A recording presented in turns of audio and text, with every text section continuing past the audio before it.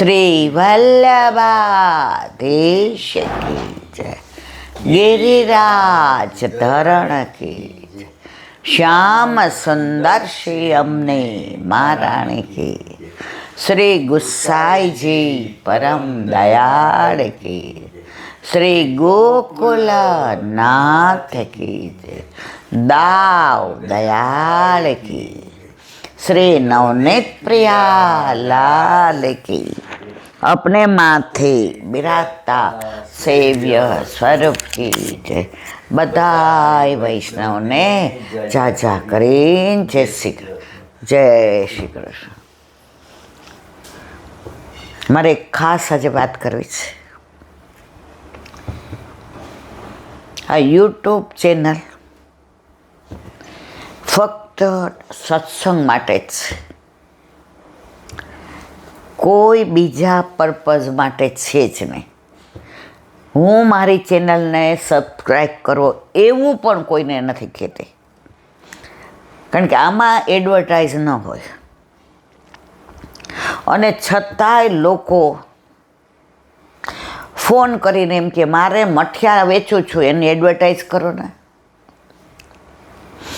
मारी दीकरीनो बायोडेटा मोकलूं तो तमे जोजो ने। घणा वળી કે હમણાં અમારા ધંધામાં ખોટ ગઈ છે તો થોડી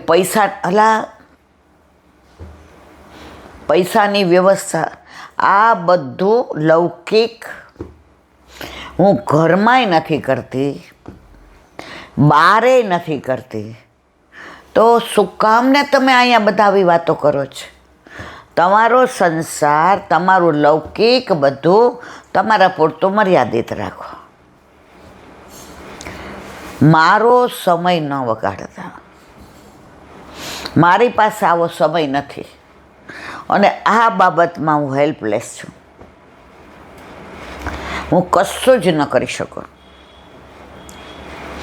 તમારા ધંધાની કોઈ વાત ન એડવર્ટાઇઝ કરી શકું, ન તમારા દીકરા દીકરીનું. અને વળી હવે નવું આવ્યું, પૈસાની જરૂર છે. અલા, એટલે મહેરબાની કરી, કૃપા કરી અને વ્યર્થ મારો સમય આમાં તમારો બગડે એ મને ખબર નથી, પણ મહેરબાની કરીને મારો ન બગાડતા. અમારે જાહેર એટલે કરવું પડ્યું કે આ બધાને એક એકને હું ક્યાં જવાબ આપું. હા, મને ઠાકોરજીના ગુણાનુવાદ જે વલ્લભ કરાવે એ હું કરું છું. કોઈ કે કાંઈ પ્રસંગ કીધો હોય તો હું મારી રીતે કહું, બાકી આ બાબતમાં મને ક્યારેય નાખશો નહીં. ઘણા એડ્રેસ માગે,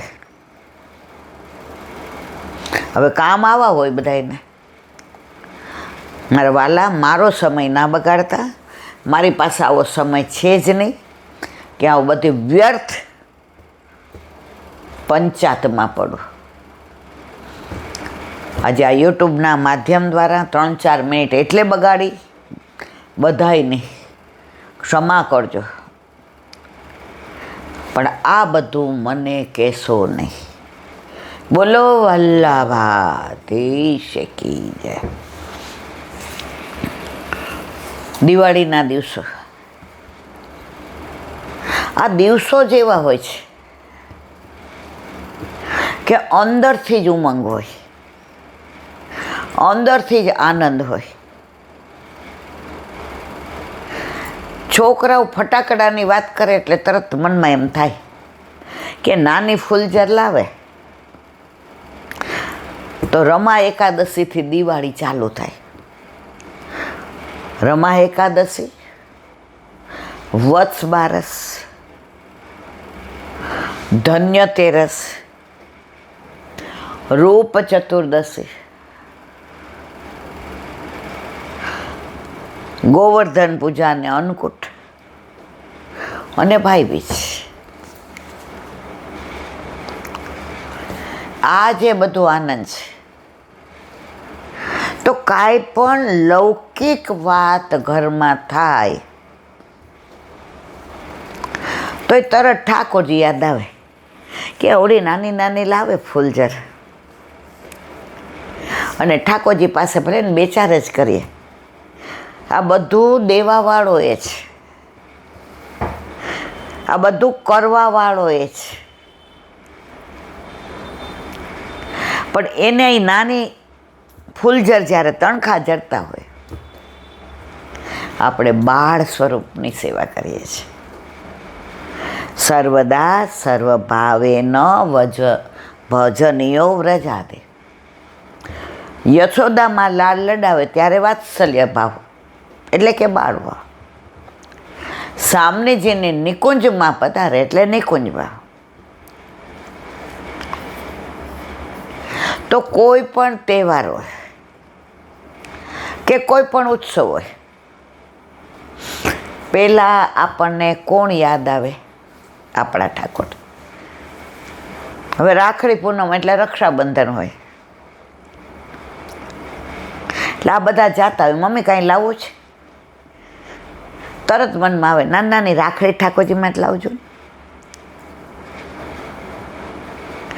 દિવાળી આવે તો ઠાકોરજી માટે નાની નાની ફૂલઝર લાવજો ને.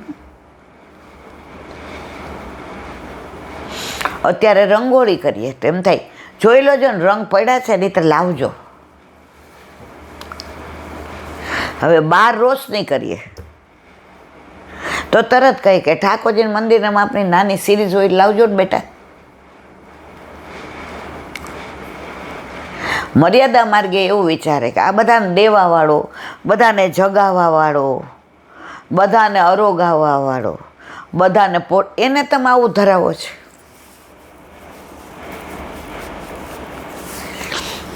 વ્રજમાં અમારો ઠાકોર ભગવાન નથી, એટલે અમને વલ્લભે મથુરાધીશની કે દ્વારકાવાળા દ્વારકાધીશની સેવા નથી આપી. સ્પષ્ટ ચતુશ્લોકીમાં આજ્ઞા કરી છે.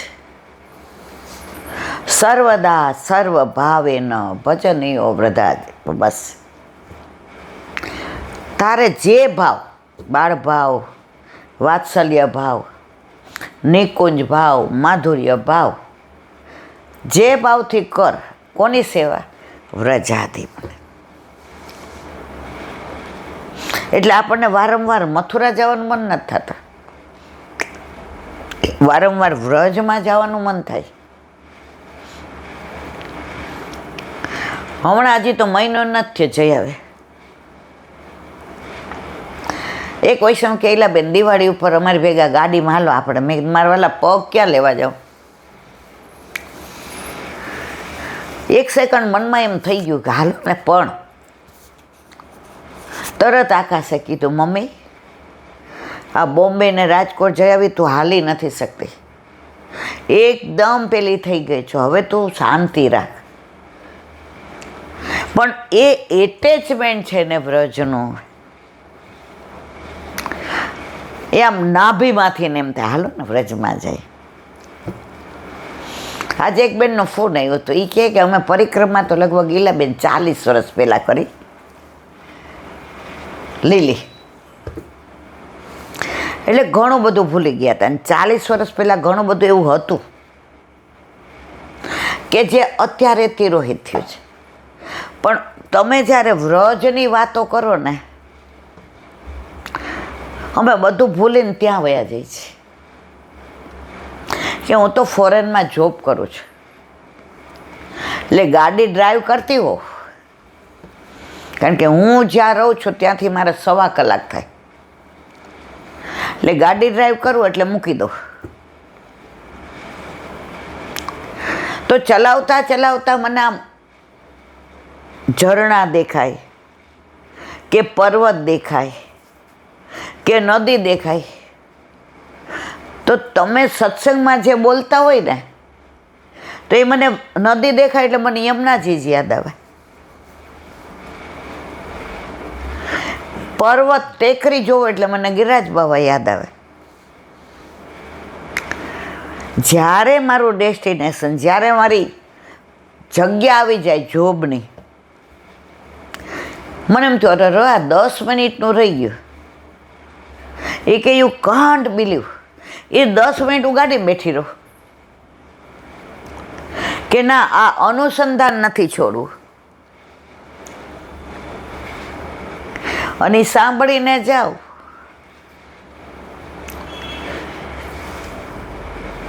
ઓફિસમાં પણ મને વ્રજના નશામાં રહું છું.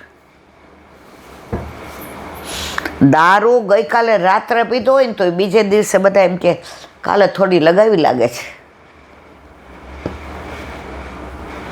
એ તો ચડતી ઉતરતી હે, આપણે ગાઈએ છીએ ને, એ તો પ્રેમક હે.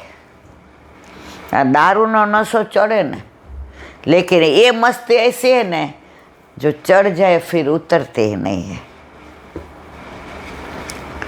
તો આખો દિવસ એ ઓફિસમાં પણ પહેલાં તો સાંજે જતી ને બહુ થાકી જતી, કારણ કે હવે હું રિટાયર્ડ થવાના આરે છું.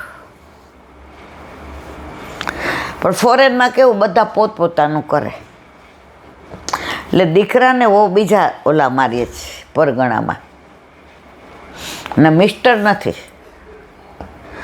અને હું નોકરીનું ઓલું પૂરું કરું ને તો મને પેન્શન મળે, એટલે હું ખેંચતી હતી. પણ હવે એ કહે કે એવો આનંદ આવે છે.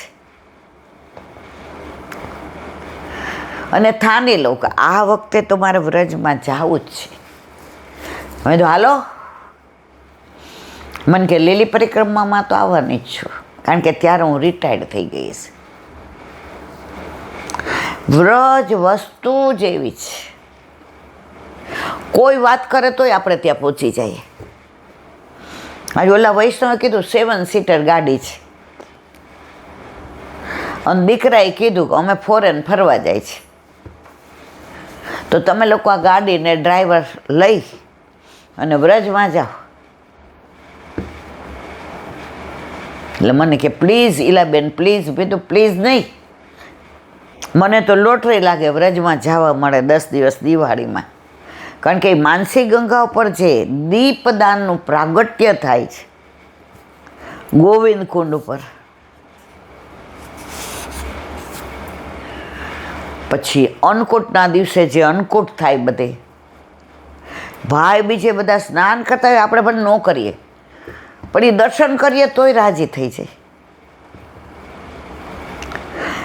એક વૈષ્ણવ જામ ખંભાળિયાના હતા, યુગલ સ્વરૂપે,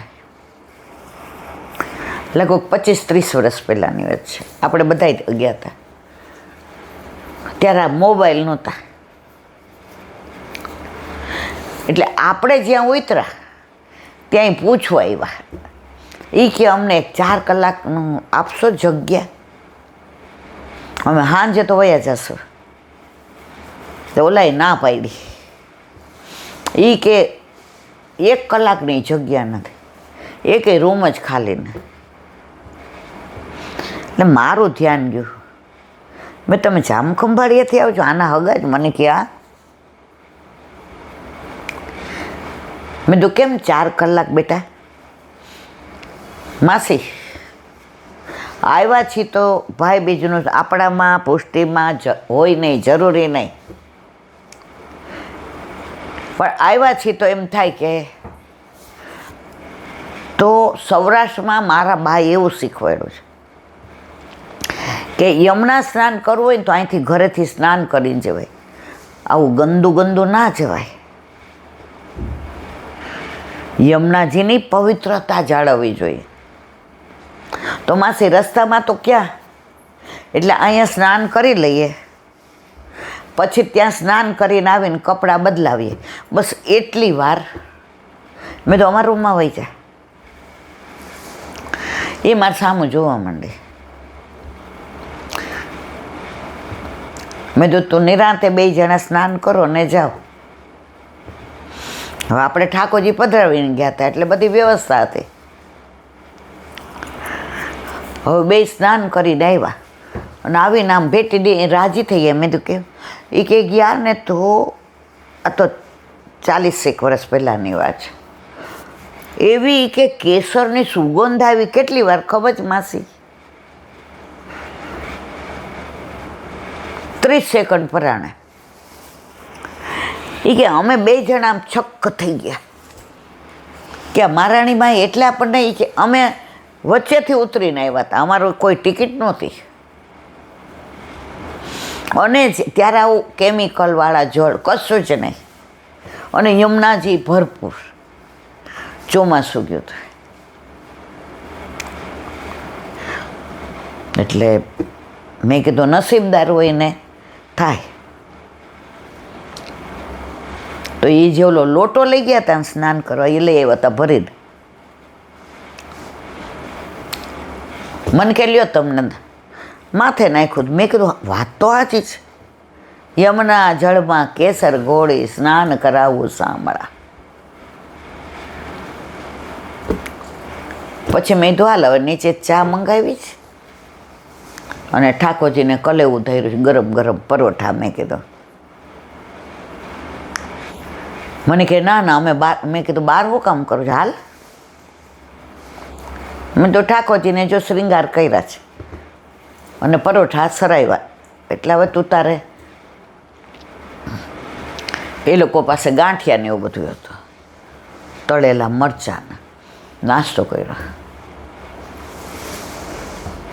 મને કે હવે અમે સીધા સ્ટેશન. મેં તો ક્યાંય ને. એ કે ના, ગાડી કરીને ગિરિરાજ બાબાને ચરણ સ્પર્શ દંડવત કરી, દૂધનો ભોગ ધરીને સીધા ટ્રેન ઉપર, જે ટ્રેન મળે માનો કાંઈથી રાજકોટની મળી કે અમદાવાદની મળી કે બરોડાની મળી, પછી ત્યાંથી ને ટેક્સી કરીને વયા જશે. પણ આજે અહીંયા ઉતરીને જે મળ્યું છે ને એની કિંમત કોઈ નથી. વ્રજ એ વ્રજ. એક નાની વાત